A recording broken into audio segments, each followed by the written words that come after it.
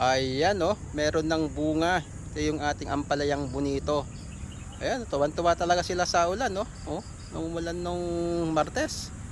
Ayan, umakyat na sila. Hindi ko yan itinanim.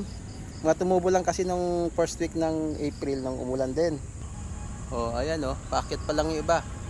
Oh, talagang tumutubo pa lang oh. Ito. Oh, ito kasi yung nung first week ng April, di ba? Yung umulan ng first rain of 2024. Tapos umulan ng Martes. Kaya ayan, tuwan-tuwa sila. Tuwan-tuwa sila. Tuwan-tuwa rin yung nagbibideo, yung inhinyerong hardinero. Ayan, may liting. Mga nagagawang mga ano, mga straw. Simpleng balag nila.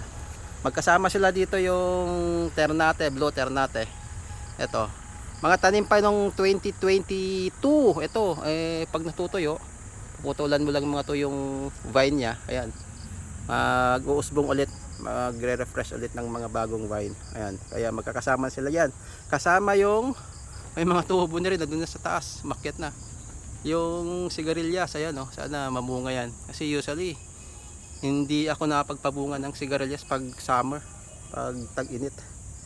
Ayan oh, maganda ng kanilang mga usbong sa kanilang mga paglago dahil sa ulan. Vitamin rain. Ayan, good morning.